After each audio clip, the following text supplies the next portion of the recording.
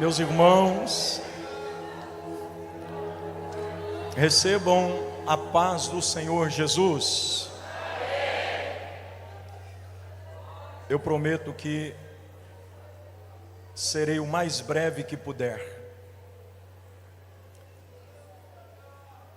O culto, para ser completo, depende dessa tríade de sustentação: oração, adoração e meditação. Se não houvesse a necessidade de meditação para um culto, eu já confesso publicamente que eu nem iria pregar, porque de forma cantada Deus já tem falado aos nossos corações.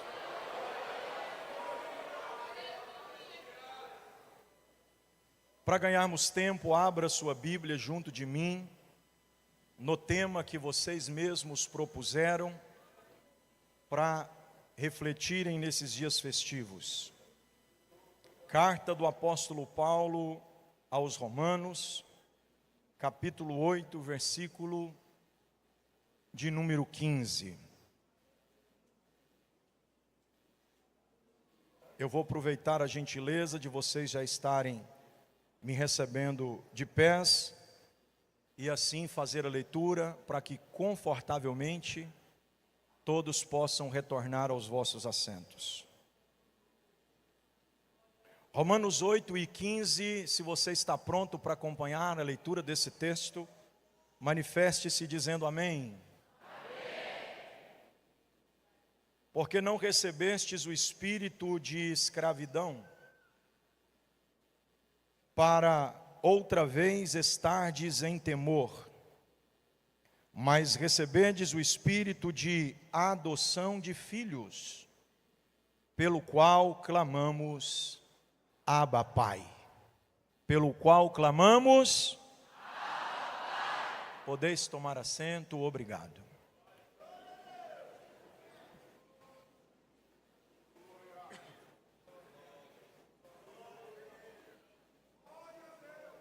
Irmãos queridos, eu já vou pregar, mas para não cansar vocês, eu fiz a leitura em primeira ocasião para que vocês estivessem assentados enquanto eu fizesse aqui as minhas considerações.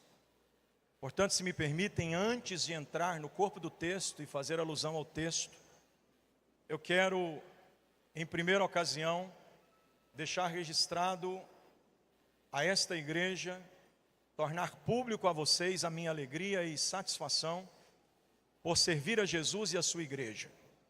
É um privilégio poder ser útil ao reino de Deus, servindo ao Senhor e à sua igreja no estado de Mato Grosso, estado, a propósito, que tem me acolhido com muito afeto, de uma maneira muito peculiar, e eu louvo a Deus pela bênção de poder estar sendo útil à igreja do Senhor nesse estado, por tantas e tantas ocasiões, especialmente por voltar em Cárceres, e desta vez poder servir a Umadoeste.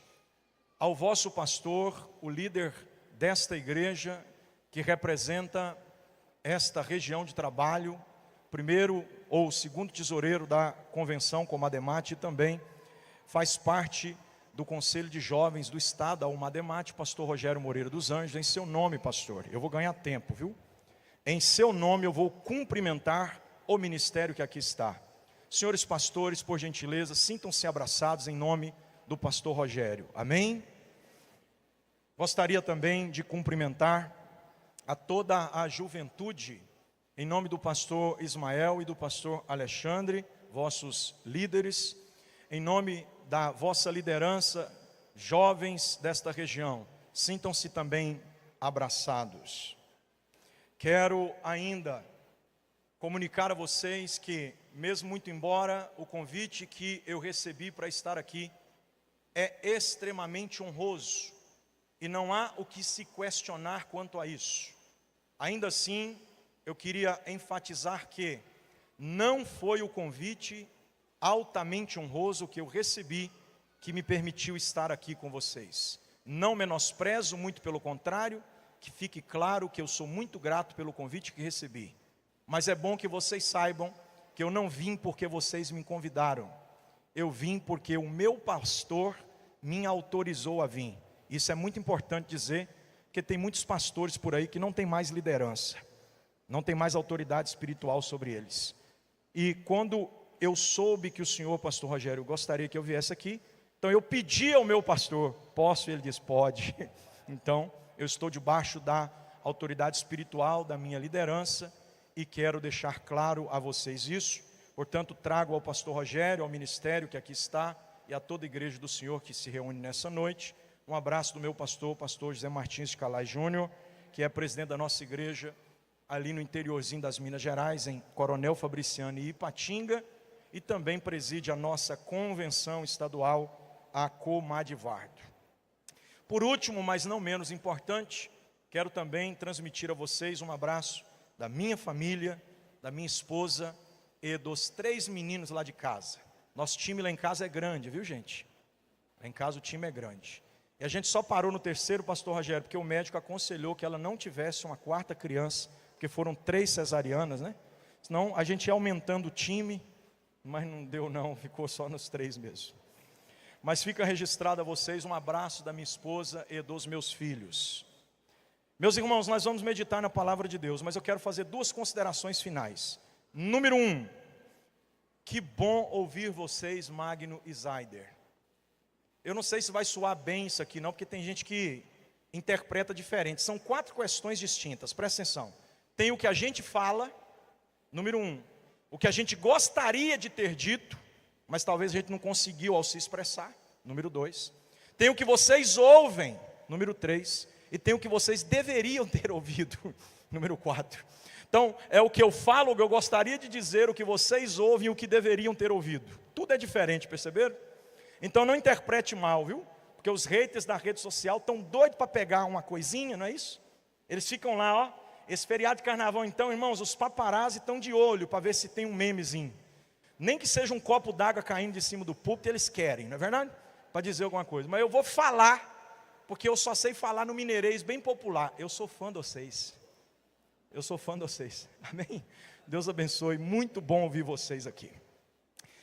E a última consideração, eu disse que 2 seriam, uma para louvar a Deus pela vida de Magno e Zaider, e a segunda agora, e aí a gente vai meditar mesmo, eu prometo, na palavra.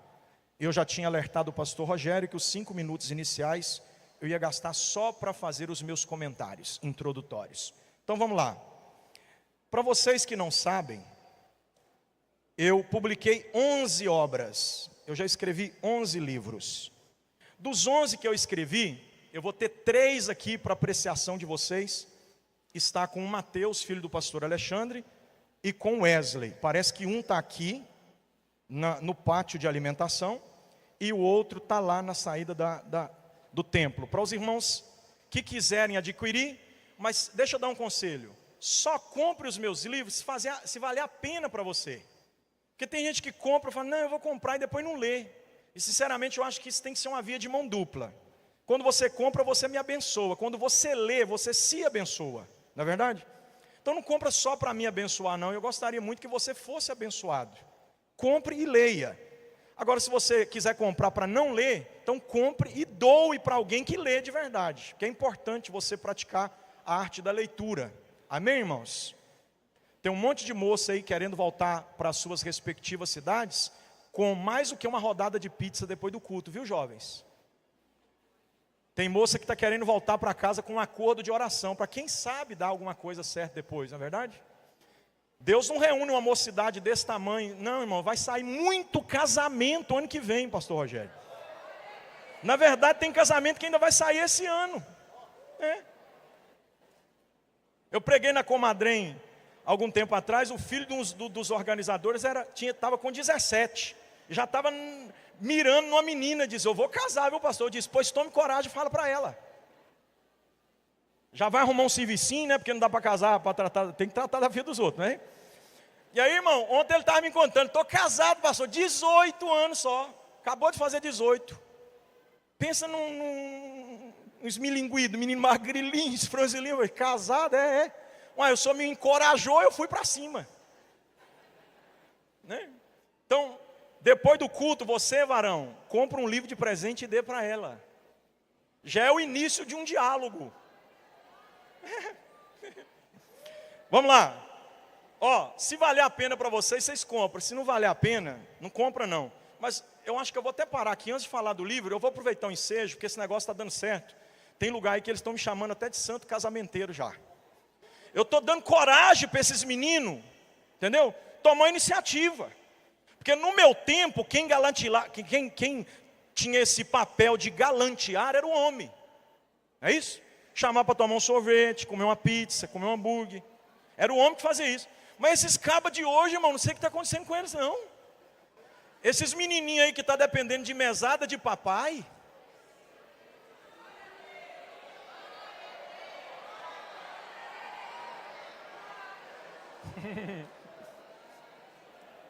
Esses cabas que estão com 24, 25, 30 anos, mas ainda não tem um calo na mão. Toma coragem, meu filho. Você quer... Porque tem gente que depois se arrepende. Eu conheço um monte de jovem que fala para mim assim: pastor, só acredita, pastor, que eu era apaixonado, mas eu não tive coragem e perdi a benção. Porque outro que não era apaixonado, mirou e teve coragem de chamar para tomar um sorvete e funcionou. E você, minha irmã, olha para cá.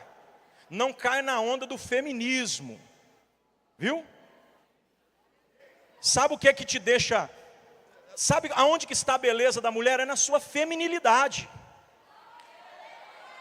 Não seja para frente não. Se ele não tem coragem de chamar, também trava lá e não manda nem um WhatsApp não. Espera para ver a reação. Isso é o teu papel, varão. Cadê os homens que estão solteiros aqui? Os jovens solteiros, levante a mão.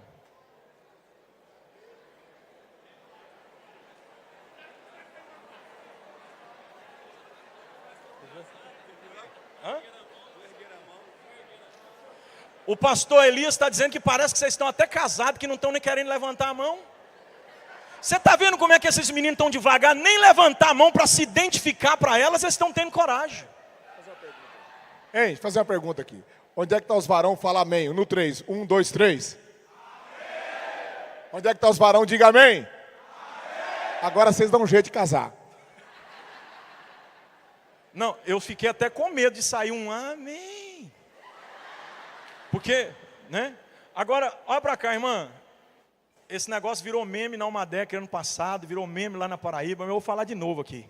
Eu sei que vocês gostam do Tem Atrapalhado. Vocês, jovens, estão querendo casar? Dá uma ida lá na casa da moça que você está mirando nela e está pedindo Jesus, ela como sua, né?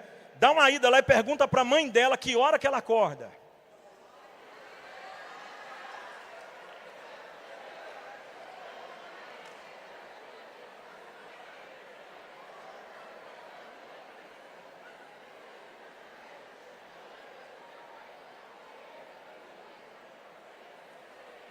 Porque tem umas meninas aí, pastor, que elas nem fez 18 ainda e o negócio delas é só falar com as amigas. Sabe como é que elas conversam no WhatsApp? Oi, miguxa. Você viu ele no culto? Como é que ele estava lindo? Mas está querendo casar e ainda não sabe que hora que tem que desligar o fogo na fervura do leite. Não sabe nem fritar um ovo. Nunca ajudou a mãe a lavar uma vasilha. Não sabe o que é lavar uma muda de roupa. Acorda meio-dia e vai para a cozinha com o cabelo todo revirado.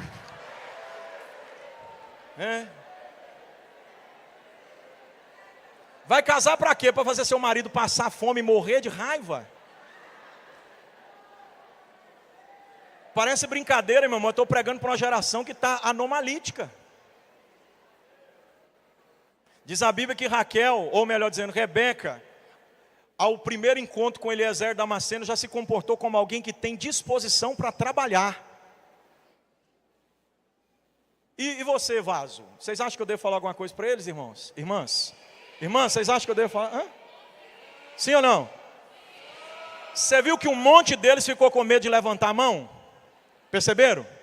Então, quando você chegar perto dele para conversar acerca de oração, se aproxima e dá uma olhada na unha. Porque se está com medo de levantar a mão para cima, pode ser que está passando um manicure para fazer cutícula.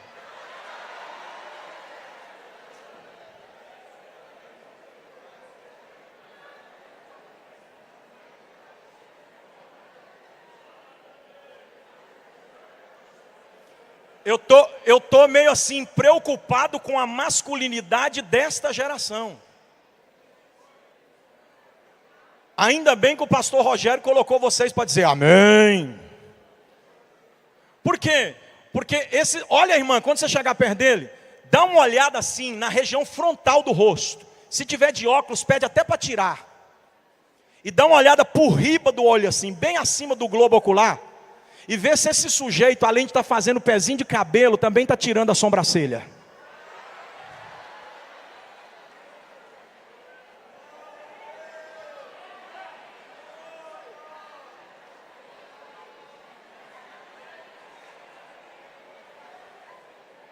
Vocês estão percebendo o tanto que esse povo gosta de não ter atrapalhado? Pastor, por que você está brincando com nós? Agora eu vou falar sério. Quem está me ouvindo diz amém. De vez em quando eu dou um gabinete lá, eu faço algum atendimento pastoral. E sabe o que está acontecendo com esta geração? Grande maioria dos casamentos que estão acontecendo dentro da igreja estão terminando antes dos 2 primeiros anos de matrimônio. Há um índice de divórcio terrível. Eu não estou falando de coisa que está acontecendo lá fora, não estou falando de coisa que está acontecendo dentro da igreja. É muito jovem casando, você ter consciência do que realmente é o casamento. E eu vou falar agora como autoridade espiritual, para que você pegue esse conselho e leve para toda a sua vida. Minha irmã, se você não tem certeza, não case para separar.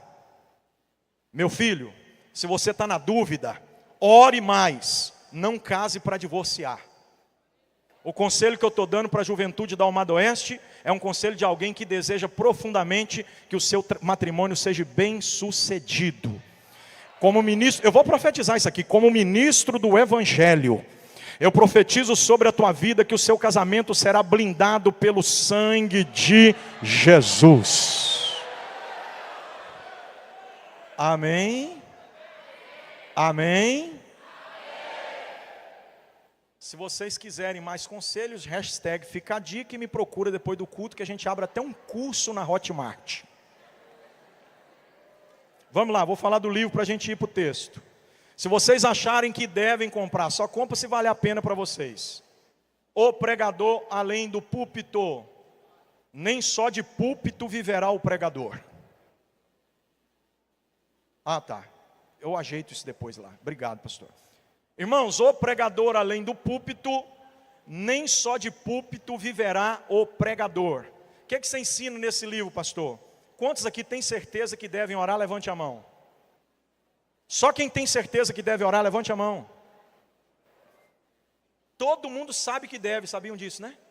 Mas quase ninguém sabe onde, como, quando e porquê. Nesse livro eu te respondo à luz da Bíblia, onde, como, quando e porquê devemos orar. Qual jejum praticar, qual é preciso evitar, qual a diferença de um jejum para um voto?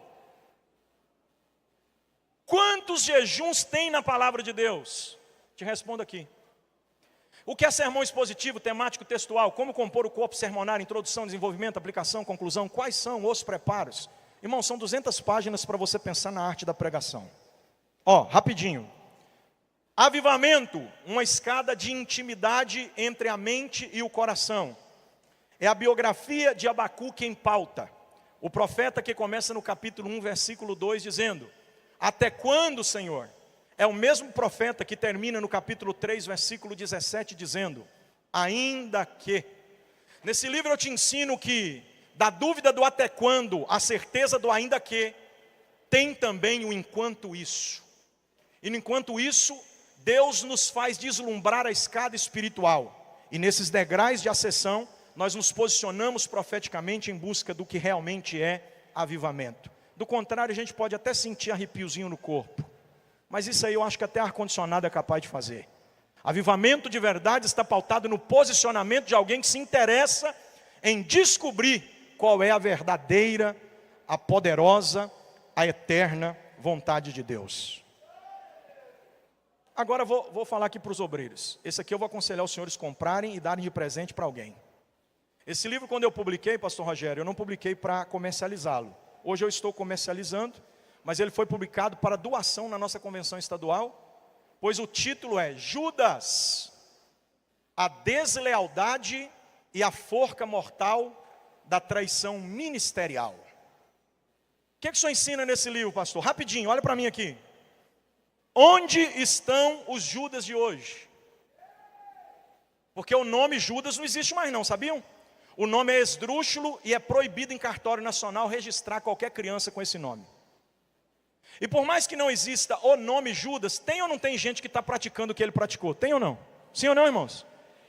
Então pode até não ter Judas nominalmente, mas tem Judas no comportamento. Nesse livro eu vou te responder onde estão os Judas de hoje. Não precisa nem comprar não, vou te dar a resposta de graça. Os Judas de hoje, à luz da Bíblia, estão tudo dentro da igreja, não tem nenhum lá fora. Nesse livro eu te ensino ainda mais, que a cada 12 a gente corre o risco de ter um. E se está tudo dentro da igreja, a cada 12 pode ter um, cuidado. Nesse livro eu te mostro que o próximo Judas pode estar sentado aí pertinho de você, ou quem sabe até do teu lado. Não esconjura, viu? Não esconjura. Porque o católico, numa hora dessa, até esconjura, né? Crê em Deus Pai, não é assim? Só que é uma verdade incontestável. E aí eu te ensino uma outra coisa nesse livro, obreiro. Se Judas pode estar mais perto do que eu imagine, como é que eu identifico ele? É possível? Diz a Bíblia que Judas passou imperceptível. Quando ele saiu para trair Jesus, todos os apóstolos pensaram que ele tinha ido comprar alguma coisa. Sabe por quê?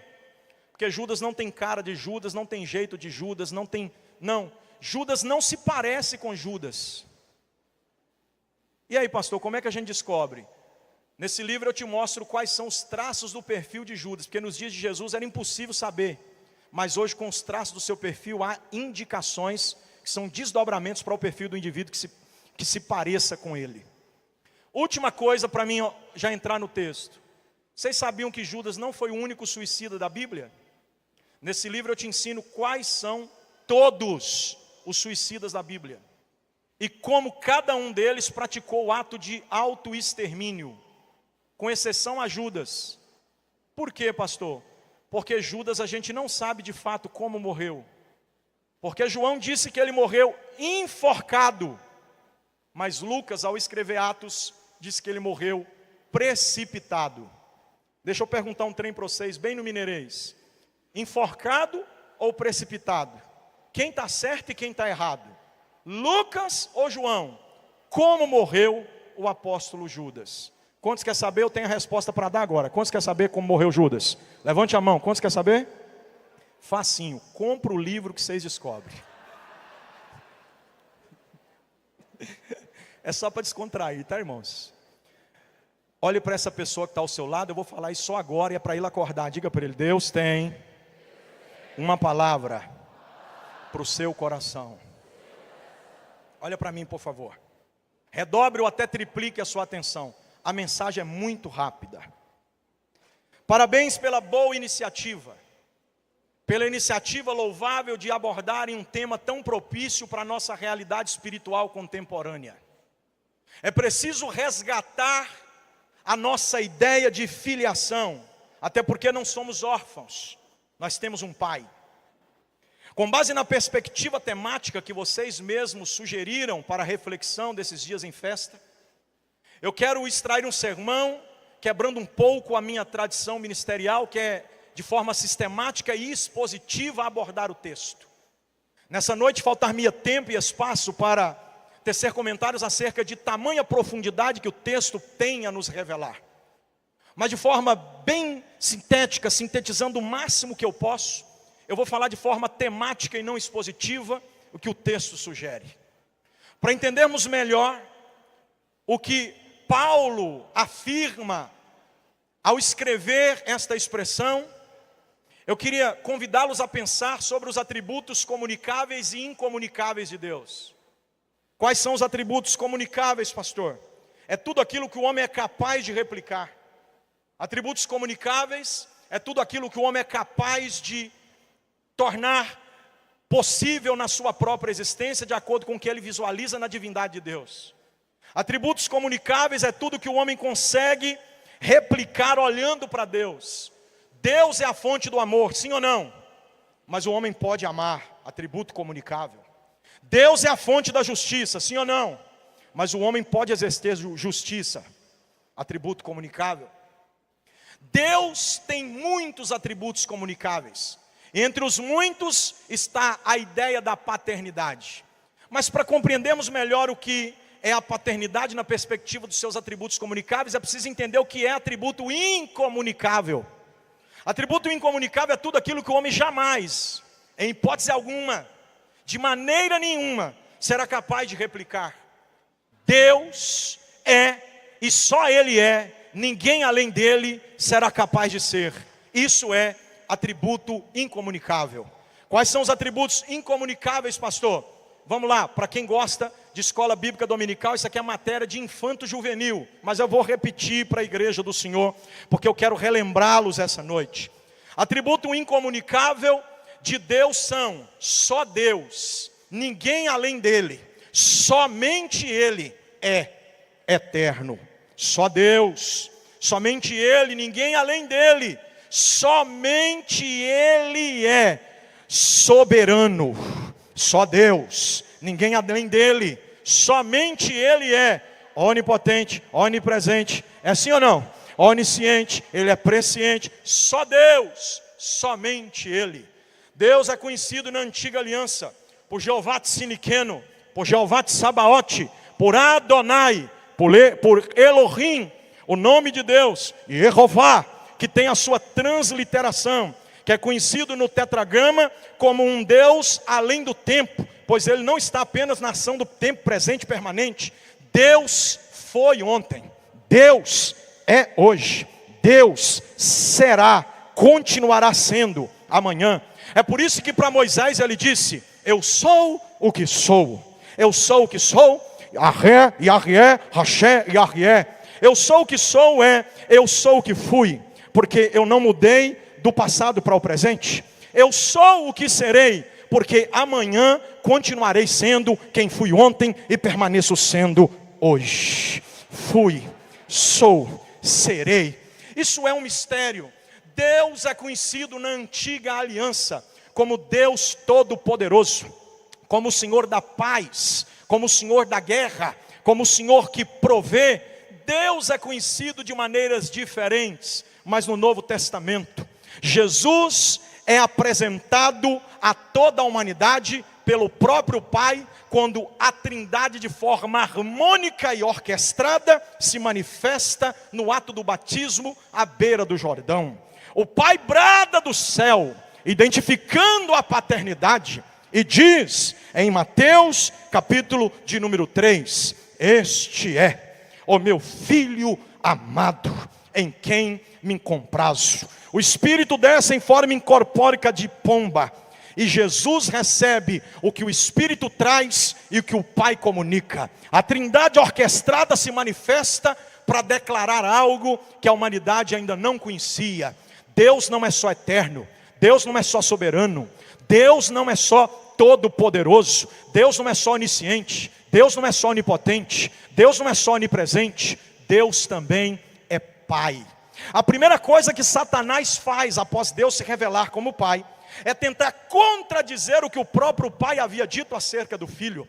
Em Mateus capítulo 4, a primeira tentativa de Satanás é colocar em xeque a paternidade de Deus, quando olha para Jesus e diz: se tu és o Filho de Deus. Perceberam que enquanto o Pai assegura a paternidade pela afirmação convicta, Satanás coloca em xeque a filiação para que houvesse dúvida no coração do Cristo que estava no deserto?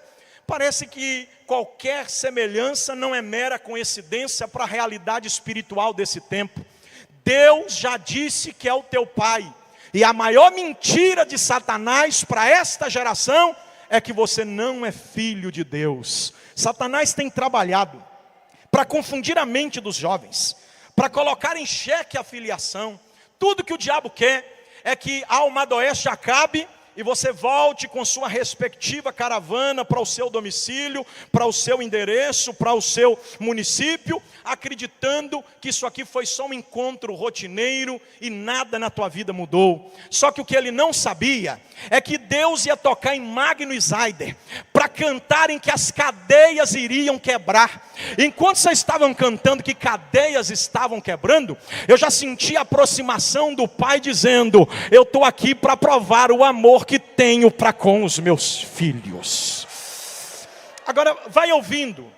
A última profecia do Antigo Testamento é justamente a de Malaquias, que diz: converterei o coração dos pais nos filhos, dos filhos nos pais. A última profecia da antiga aliança já é Deus declarando que o avivamento que viria, como último avivamento já experimentado na história da humanidade, seria um avivamento blindado em paternidade.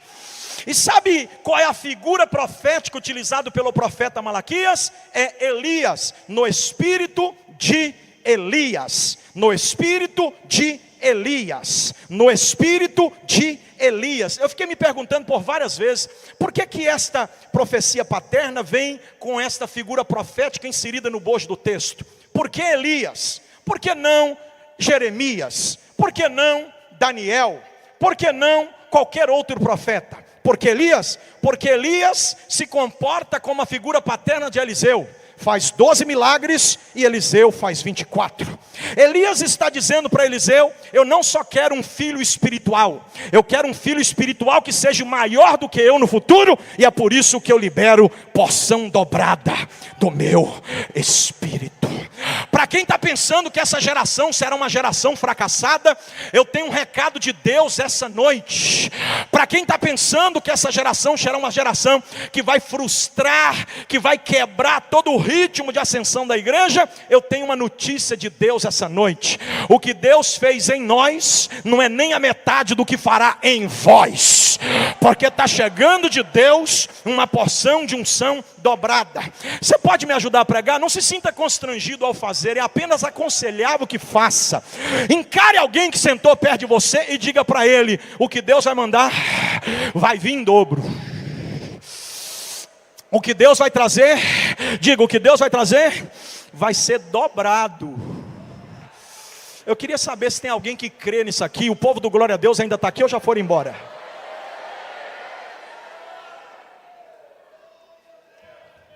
Pensando em tudo que eu acabei de dizer, eu vou sintetizar a minha mensagem de forma muito clara e objetiva. Eu vou tentar ser o mais prático que conseguir. Então olhe para cá, por favor. Existem 3 condições que precisam ser resgatadas no aspecto da paternidade. Número 1, o pai é provedor. Todo filho precisa saber que o pai é provedor. Todo filho precisa saber que o pai é provedor. Jesus é apresentado pelo pai como filho amado. Aí o povo pergunta para Jesus: quando a gente for orar, como é que a gente ora? Porque a gente queria orar, mas a gente não sabe como convém. Aí Jesus chamou eles e disse: venham aqui, eu vou ensinar vocês como é que vocês vão orar. Vocês não vão orar como os religiosos que são fariseus na performance da religião, porque tem muita gente que está encenando teatro. Eu gostei muito quando você disse, Zaida, que você não veio aqui para se apresentar. Eu fiquei: Jesus, é isso aí, eu estou focado no mesmo propósito. Eu não vim aqui para me apresentar, não. Só que tem uma geração que está seguindo aí o script da performance teatral. Eles já sabem até a hora de falar em línguas estranhas no momento da mensagem. É tudo programado, é um teatro premeditado. Mas eu não estou aqui para me apresentar como um ator. Eu estou aqui na qualidade de profeta, de arauto, de ministro, para pregar que Deus ainda é pai. Cadê os filhos? Cadê os filhos? Jesus chamou e disse: quando vocês forem orar, não façam como os fariseus, hipócritas religiosos, soberano, majestoso. Eu conheci um pastor lá em Israel, nós fazendo uma caravana tão linda, irmão, estava tão maravilhoso, descendo o Monte das Oliveiras, e deram a oportunidade para um pastor fazer uma oração. Faz aí, pastor, uma oração.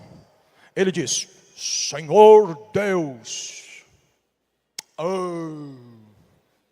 na sua sacrossanta presença.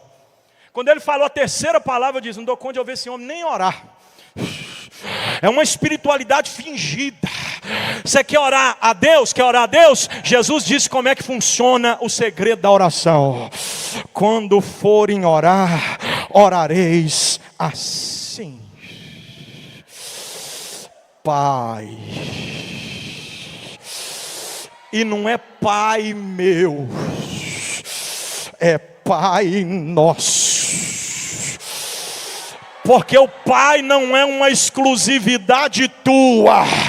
O Pai tem filhos no coletivo. Aqui dentro não tem diferença. Não. Pode ter diferença lá fora, mas aqui dentro todo mundo é filho. Pera lá. Escute o que eu vou dizer. Lá fora o médico é médico. O gari é gari. O patrão é patrão. O garçom é garçom. O doutor é doutor. E o servente é servente. E aqui dentro, pastor, aqui dentro não tem preto, nem branco, nem alto, nem baixo, nem rico, nem pobre, nem bonito, nem feio. Aqui dentro todo mundo é irmão, porque é um Pai só. Levante as mãos quem é filho e diga glória ao nome do Pai. Olha a oração: Pai nosso que estais nos céus. Aí ele prossegue. Eu não vou narrar toda a oração porque meu tempo é curto, mas ele diz: o pão. A primeira verdade que você tem que saber acerca do Pai, porque isso aqui é atributo comunicável. Quem é Deus na perspectiva humana? É Deus dizendo: eu vou me revelar a vocês. Essa linguagem é uma linguagem que teológica é conhecida como uma linguagem de assimilação. Porque Deus é muito maior do que a nossa razão. Então, para Ele se fazer compreendido por nós, seres humanos tão limitados, Ele se compara a um pai. E sabe quais são os 3 principais pilares da criação paterna? Todo pai precisa prover, todo pai precisa proteger, todo pai precisa projetar. Todo filho depende do pai para essas 3 coisas: provisão, proteção, projeção. Se você não prover, protege e projeta o seu filho, você está errando em alguma coisa na sua paternidade. A oração modelo é essa: o pão, provisão. Aí depois ele diz: livrai-nos do. E ele também diz: perdoai as nossas ofensas assim como nós temos. O nome disso é proteção. Você quer a proteção de Deus? Quem aqui quer a proteção de Deus?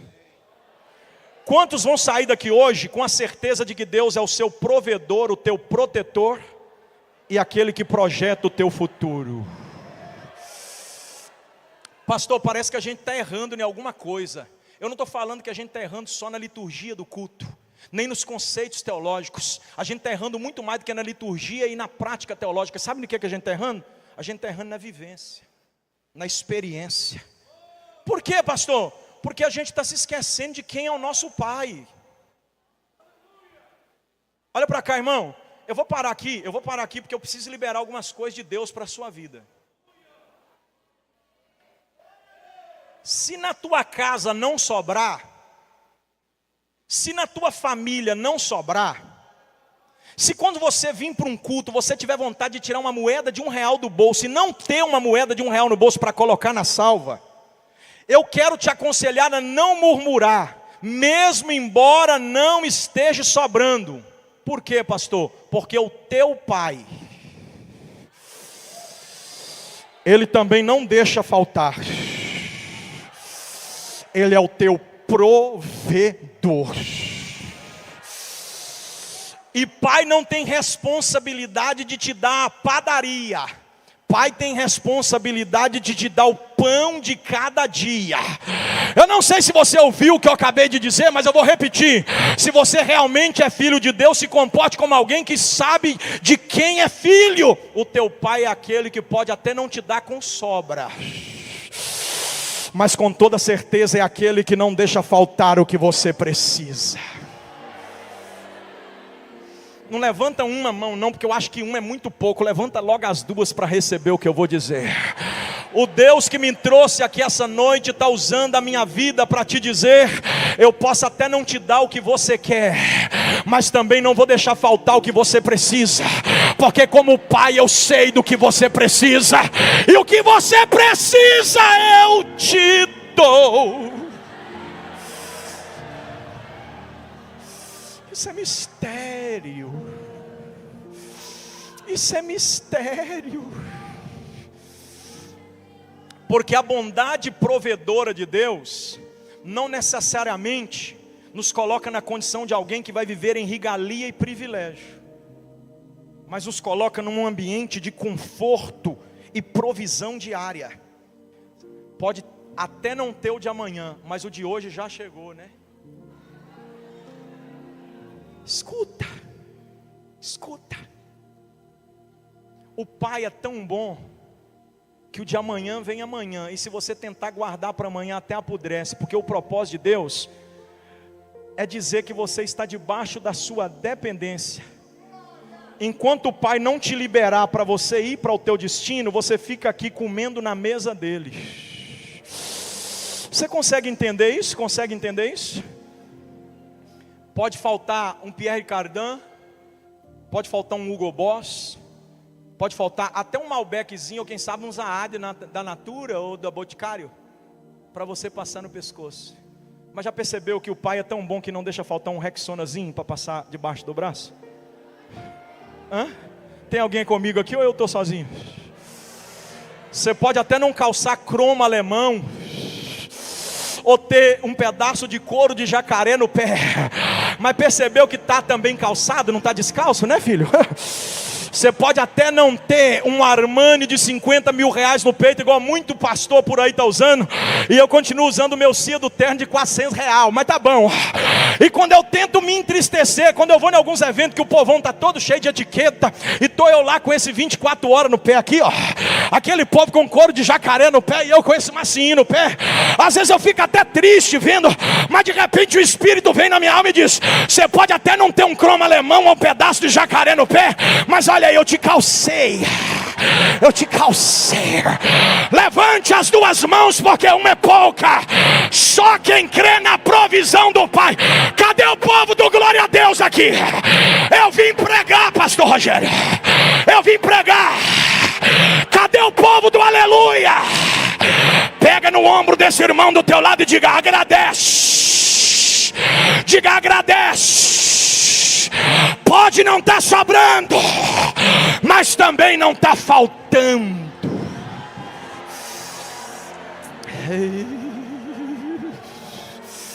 Aleluia.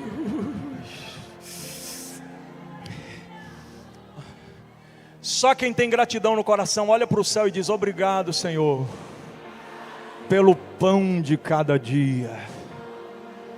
O Pai é provedor. Mas você quer ver outra coisa interessante?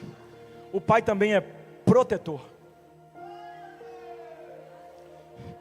Pastor, de onde você está tirando essa mensagem? Eu recebi aqui no púlpito agora. Está aqui, ó. Anotei para não esquecer. Quando eu levantei da oração, o Senhor Deus começou a falar comigo: eu provenho, eu protejo e eu projeto. Sabe o que a gente precisa fazer na condição de filho? Entender que quando o mal se aproxima, Ele nos livra. Você está achando que você está aqui porque você é bonitinho? Você que gosta de fazer um tupetezinho todo com gel, você está achando que você está aqui por causa do seu tupete, rapaz? Você está achando que você está aqui mesmo, minha filha, porque... não. Você está achando, obreiro, que você está aqui porque você é um cara que tem muitos amigos? Você que tem uma boa condição financeira, você está achando que foi o seu dinheiro que te trouxe para aqui hoje? Só do trajeto de Rondonópolis a Cuiabá, capotou 7 carretas de ontem para hoje. Sabe quantas pessoas morreram só hoje? Milhares de pessoas. Sabe por que você chegou aqui? Porque assim como Jó identificou pela ocasião em que Satanás se aproximou de Deus e disse: não dá para chegar nele não, porque o Senhor cercou ele. A cerca da graça te envolveu. É por isso que Satanás... Eita, eu estou sentindo graça de Deus para pregar.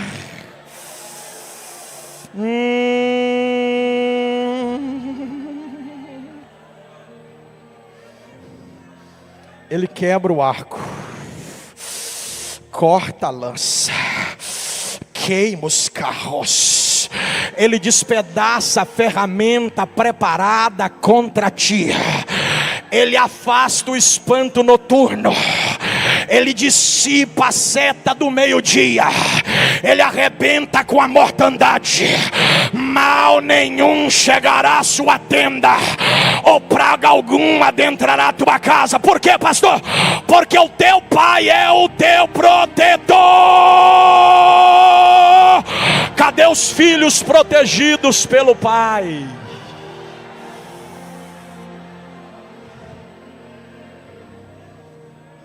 Olha para o céu assim, ó, e como bom filho diga: obrigado, Senhor, pela sua proteção.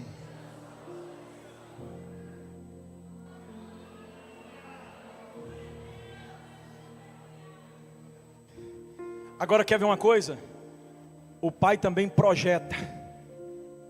Só que geralmente a projeção do pai, a proteção do pai, ela nos despedaça. Quando Jesus subiu no Getsêmani, diz a Bíblia que ele caiu sobre o rosto. Sabe o que significa isso, irmão? Eu não sei se você tem essa prática, não.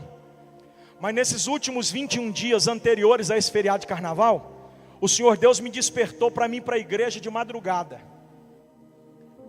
Aí eu chegava na igreja umas 11 e pouca da noite, e para mim conseguir orar, eu vou ter que encenar aqui para vocês verem, porque senão não dá nem para entender não, ó. Eu começava assim, ó, assim. Aí o negócio ia espremendo, daí a pouco eu vim aqui, ó. Quando eu via que eu não ia dar conta, que eu ia acabar levantando, porque a tramela do joelho já estava ardendo, lá por volta das 3 da manhã, aí eu começava a afundar a testa assim, ó.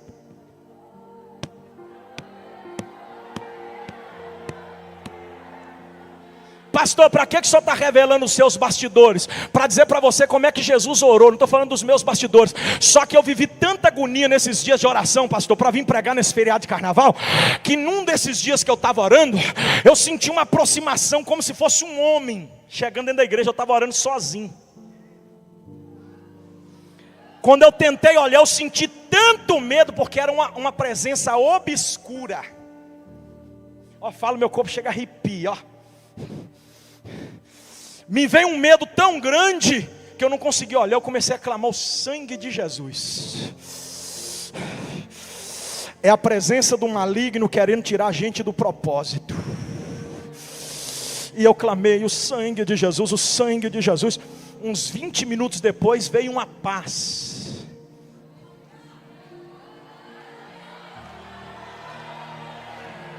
E eu sentia e ouvia como se passos estavam sendo dados em direção à porta da igreja para ir embora.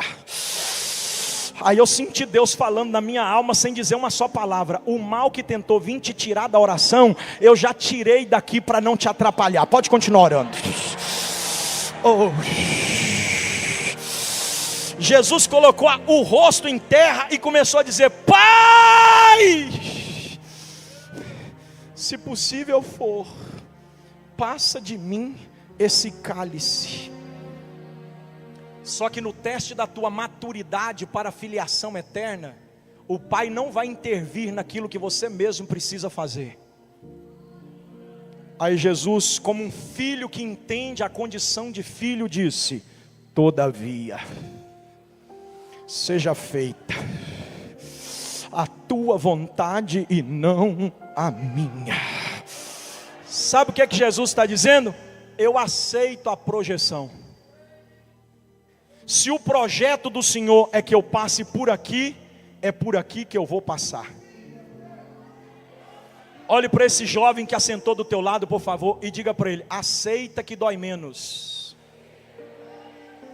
Diga para ele: esse Getsêmani é para você, e o Pai não vai te livrar. Ó, tem coisa que Deus vai deixar a gente passar sozinho, para o teste de maturidade espiritual na filiação. É claro que Deus poderia ter vindo e dito: eu estou contigo aqui, meu filho, vamos passar junto.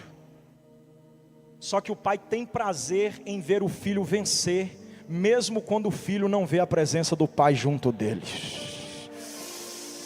Olha para mim aqui, por favor. Olha para mim aqui, por favor. Eu já te mostrei quais são as 3 facetas da natureza paterna. Agora se coloque na condição de filho e descubra quais são os 3 pilares de sustentação do filho. Porque assim como o pai se revela em uma tríade, os filhos também se posicionam nessa doutrina trinitariana. Como assim, pastor? Todo filho precisa obedecer ao pai, se submeter ao pai, e número 3, honrar o pai. Filho que é filho é obediente. Pastor, o senhor falou se submeter não é a mesma coisa. Não confunda uma coisa com a outra, porque obediência é uma coisa, submissão é outra. E por favor, não confunda submissão com subserviência. Está cheio de gente na igreja que é subserviente. Ele serve não é porque ele ama a sua liderança, é porque ele diz assim, eu tenho que estar lá. Eu vou lá porque o pastor me escalou e ele precisa me ver que eu estou lá. Senão quando chegar a consagração ele não me consagra. Isso aí não é submissão, isso é subserviência. É quem se submete, mas não se submete ao respeito à autoridade, se submete à imposição da autoridade. Irmão, isso aqui é feio demais. Tem muito fariseu no nosso meio, que abraça a gente, mas quando sai de perto, enfia a faca até no cabo, nas nossas costas. Eu estou cansado de hipocrisia na igreja. Filho de Deus não é subserviente, filho de Deus é submisso.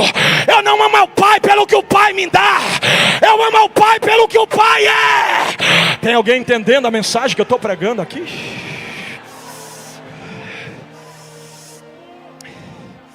Obediência, submissão e honra. Você pode me ajudar a pregar? Pode? Tem coragem de me ajudar a pregar? Tem? Por favor, não se constranja comigo. Ninguém é obrigado a fazer nada do que eu estou pedindo, é apenas aconselhável que faça. Mas para tornar esse culto pedagógico e profético, por favor, me auxilie. Diga para quem se assentou próximo de você, diga mesmo, com autoridade. Diga para esta pessoa, se submeta, obedeça e honre ao pai.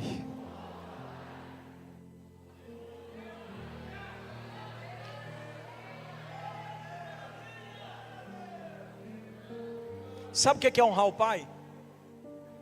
Quando eu estava orando agora há pouco no hotel, o Espírito de Deus me visitou muito forte e me trouxe à memória um testemunho pessoal. Eu vou de forma biográfica agora, uma fatia da minha própria biografia, eu vou testemunhar para vocês. Eu perdi meu pai, eu não tenho mais o meu pai. Aos 15 anos de idade, eu me tornei um filho rebelde. Quem me ouve diz amém. Já estou encerrando, me encara aqui. Aos 15 anos de idade eu me tornei um filho rebelde.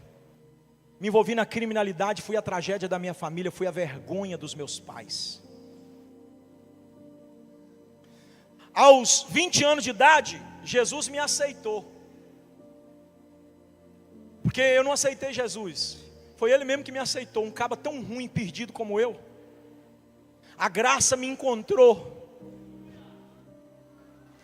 E eu comecei a pregar, Só que eu tinha decepcionado meu pai e eu nunca tinha chegado para ele e dito para ele, pai, me perdoa, porque eu desonrei a tua paternidade. Eu nunca tinha pedido isso para ele. E um dia eu estava pregando num evento, e uma irmã foi pregar nesse evento antes de mim, e ela começou a contar um testemunho sobre o pai dela, que batia na mãe dela, que maltratava elas, e ela teve um desacerto, um desencontro com o pai, na fase da puberdade da vida, e ela já estava idosa, já era avó. E ela ainda não tinha se consertado com o pai dela, porque na cabeça dela, quem estava errado era o pai. E aí o Espírito de Deus começou a ministrar no meu coração. Ouve. E eu ouvia, parece que era a minha história, na história daquela irmã. Porque eu também tinha uma certa mágoa, lá no fundo do meu íntimo eu tinha uma certa mágoa. Porque eu me perdi na criminalidade justamente por um desacerto que eu tive com meu pai. Eu nunca tinha acertado os ponteiros com ele. E nesse dia que eu estava pregando nesse evento, eu já era crente, viu, irmão? Escuta aqui. Eu já era crente, eu já estava pregando. Mas eu não tinha consciência de que eu tinha que honrar o meu pai. Estou falando de honrar o pai, preste atenção. E meu pai estava internado, porque meu pai foi um homem diabético. Eu perdi o meu pai aos 56 anos de idade. Meu pai estava internado e naquele culto que eu fui pregar, essa irmã, Deus usou ela tanto. Diz ela que Deus visitou ela e falou: seu pai nunca vai pedir perdão para você, é você que tem que pedir perdão para o seu pai, porque não foi seu pai que te desonrou, foi você que desonrou seu pai. E diz ela que ensaiava o perdão, mas nunca teve coragem, até que um dia o pai dela ficou doente, e Deus disse para ela: a última chance é agora. E ela foi lá e pediu perdão para o pai aceitou Jesus e logo depois morreu. Irmão, aquele negócio entrou como uma faca me atravessando no meio. Eu pensei, ou eu faço o que essa irmã está falando que fez, ou eu também vou perder meu pai, depois eu vou arrepender para o resto da vida por não ter honrado ele em memória, a memória dele em vida. Aí, irmão, saí daquele culto e fui direto para o hospital. Eu assentei do lado da cadeira, numa cadeira assim, do lado do leito do meu pai, e fiquei a visita toda, Zaider, Magno, mais ou menos umas 2 horas, tentando falar, me perdoa, mas travava aqui. Para vocês terem ideia do que é o mundo espiritual, vai ouvindo. Eu fiquei travado aqui. Umas 2 horas de visita. Quando a visita acabou e está todo mundo saindo, estava lá vários amigos do meu pai, o tio, minha mãe, um monte de gente. Eu saí do quarto e estava indo embora sem pedir perdão. E aí eu ouvi as marteladas daquela pregação batendo.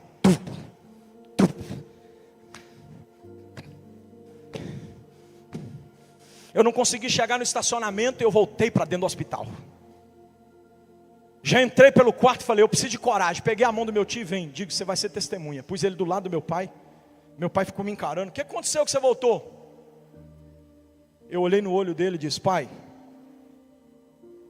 a minha vida toda, eu pensava que era o Senhor que tinha errado comigo. Só que Deus me visitou e mostrou para mim que fui eu que errei com o Senhor.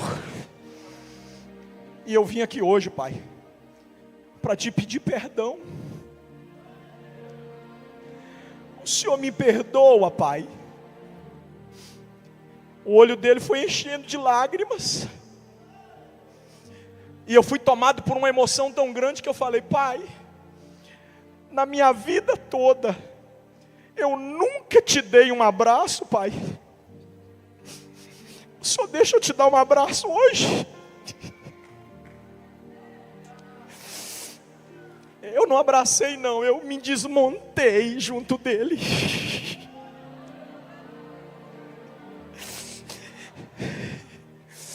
Sabe o que aconteceu depois disso?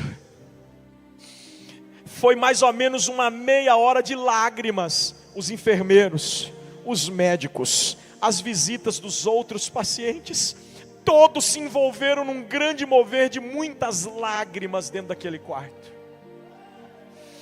Deus desceu naquele quarto de hospital para chancelar a salvação do meu pai, através do meu pedido de perdão, mas eu não sabia. Meu pai fumava mais de 2 maços de cigarro por dia.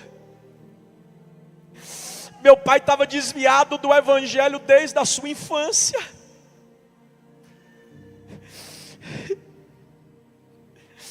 Quando eu saí do quarto, meu tio continuou lá com ele e disse, rapaz, quando você acabou de sair do quarto, seu pai levantou.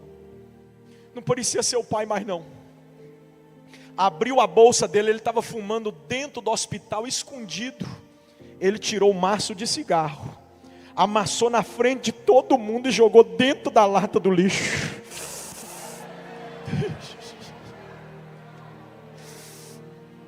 Aonde você quer chegar, pastor? Poucos dias depois o meu pai saiu do hospital, aceitou a Jesus como seu Salvador.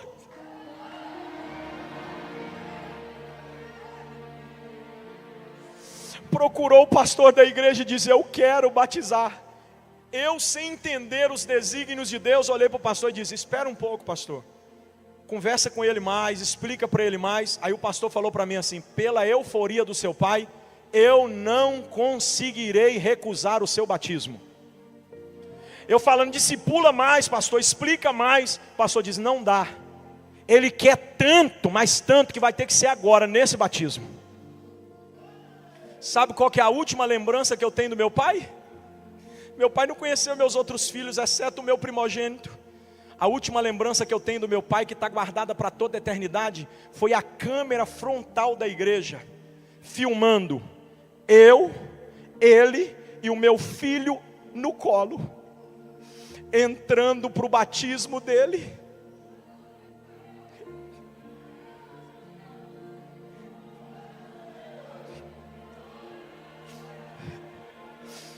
Quando o pastor perguntou para ele, irmão Neuber, o que o senhor quer de Jesus e da igreja?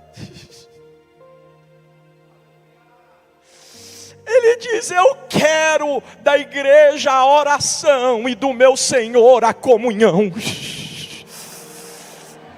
O pastor disse, mediante a tua confissão pública, eu te batizo em nome do Pai, do Filho e do Espírito Santo. Quando ele levantou de frente para mim. Eu lembro dele levantando a mão direita para cima e dizendo, obrigado, Jesus. Poucos dias depois, pastor, meu pai faleceu.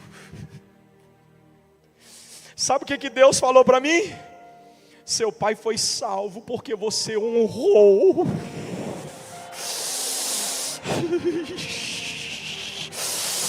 Eu não vim pregar para vocês o que eu acho, o que eu penso e nem o que eu deduzo. Eu vim pregar o que eu vivo. Abraça esse crente do teu lado e diga para ele, está na hora de você honrar o Pai.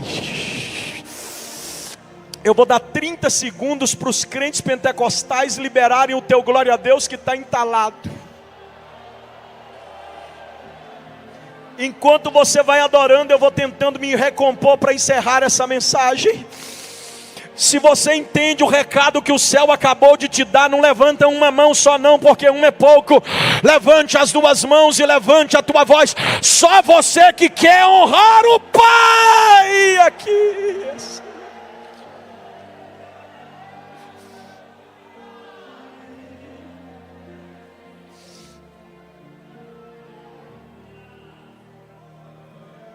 Fechei a minha Bíblia.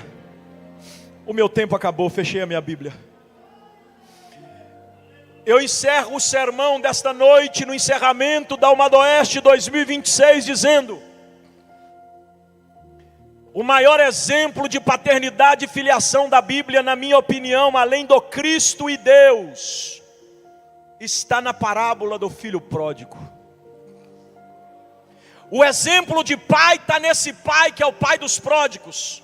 E eu até concordo com algumas cabeças teológicas pensantes que dizem que a parábola é mais do pai do que do filho, porque é o pai que ouve o que o filho tem a dizer.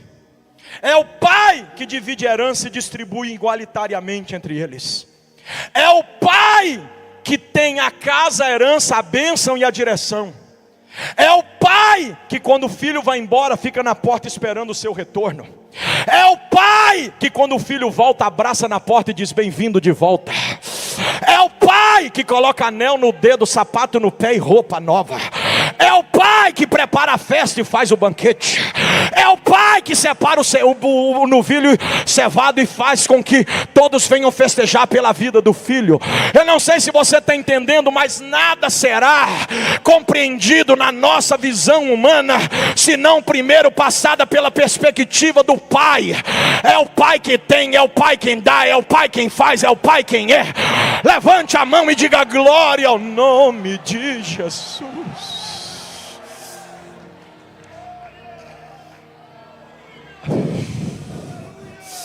Eu estou tentando pregar, Jesus. Os espirituais estão nesse culto, eu estou sozinho aqui. Tem alguém sentindo um mover?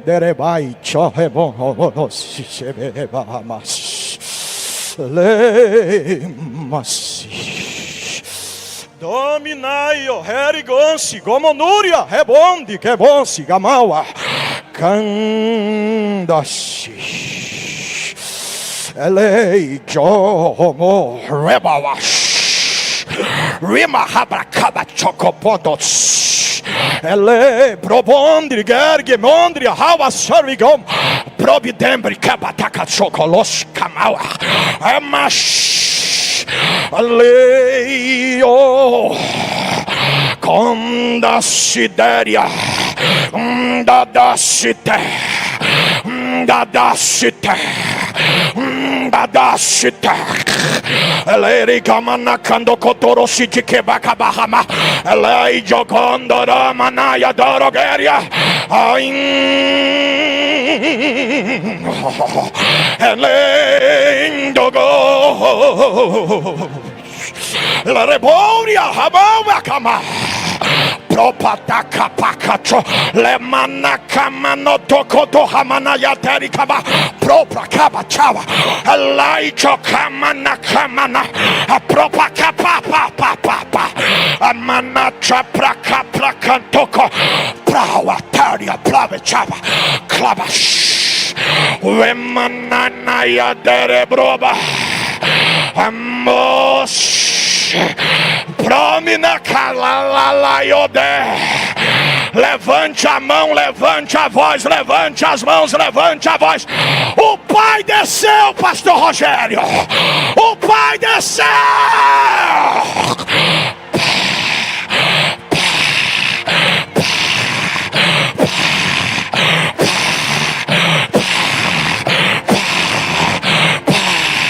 Olha ali, olha lá, olha ali, olha lá, olha ali.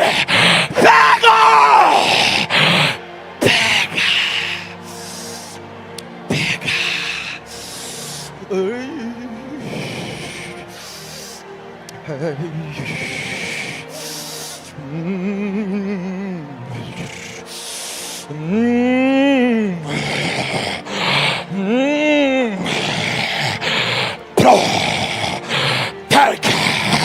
Lamash, prove a camadaca. O Pai desceu, o Pai desceu, o Pai desceu. Receba poder, poder, poder, poder.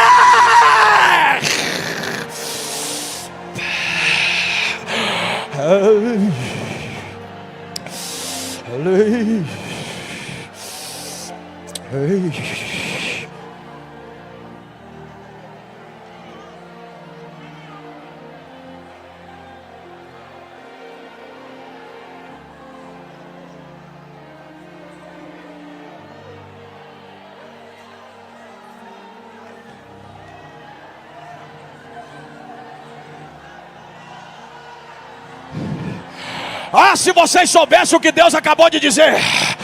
Deus usou o vaso para me dizer: meu filho, enquanto a minha igreja está adorando, eu fechei e quebrei 3 laços no terreiro.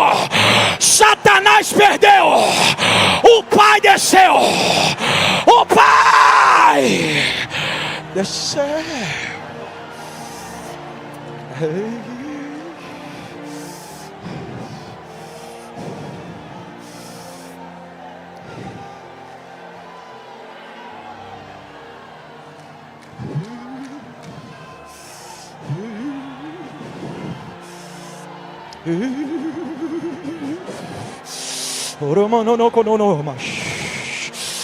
Se você é batizado com o Espírito Santo, deixa Deus te renovar em línguas estranhas, vai. Eu te dou 30 segundos só para incendiar essa casa de línguas estranhas. Estou cansado de culto monótono. Estou cansado de culto de etiqueta. Estou cansado de ficar preso na etiqueta pastoral. Quando eu estou pregando, eu sou adorador. Se o rei tira a coroa, a gente também pode tirar o sapato. Levante a sua mão se você tem glória a Deus.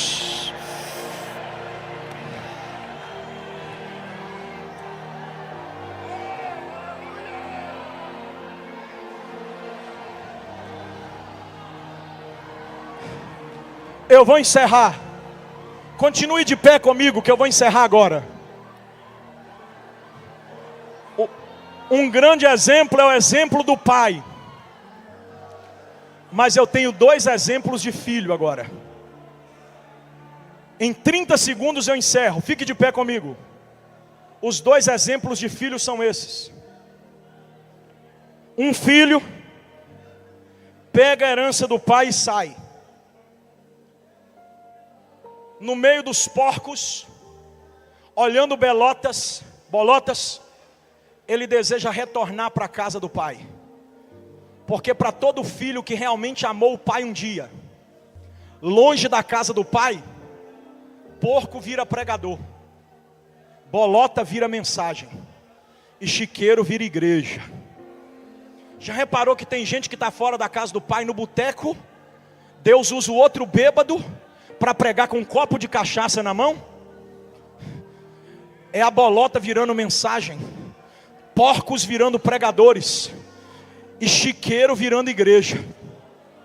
Só que o menino que está fora da casa do pai, continua com o coração dentro. Ele diz: estou fora, mas quero voltar. O primeiro tipo de filho é aquele que ama o pai, mas quis dar uma volta lá fora. E quando chegou lá fora, viu que o coração continua aqui dentro. O problema está no segundo grupo de filho, porque para quem está lá fora com o coração aqui dentro, cedo ou tarde ele vem para onde está o coração. O problema é o segundo tipo de filho. São os filhos que estão aqui dentro, mas estão com o coração lá fora. Porque esses cedo ou tarde vão acabar saindo. Só que o pai, que não faz acepção de amor para com os filhos, ama quem está lá fora com o coração dentro, e ama quem está aqui dentro com o coração fora. Para o que está fora com o coração dentro, ele abre os braços e espera o retorno. Para o que está dentro, mas com o coração fora, ele exorta para trazer o seu coração de volta. Eu não sei se vocês entenderam o que eu quis dizer, mas eu vou trocar 6 por meia dúzia. Para você que está desviado, vem de volta para onde está o teu coração. E para você que até parece que não está desviado, porque canta no conjunto, prega, sola, é obreiro, dizima, tem carteirinha de membro. Para você que está aqui dentro achando que está com a bola toda, mas o seu coração está querendo mesmo é ir lá para fora, para o sambódromo. Jesus está usando a minha vida, eu encerro agora, para dizer para quem está lá fora com o coração aqui dentro: meu filho, volta. Volta para onde está o teu coração, porque o meu amor te recebe de volta. Para quem está lá fora com o coração aqui dentro, corre de volta para onde está o teu coração. E para quem está aqui dentro com o coração lá fora, dá um jeito de trazer o teu coração de volta aqui para dentro. Porque olha para mim aqui, porque melhor do que estar na casa do Pai é ter a comunhão do Pai da casa. Oh Jesus!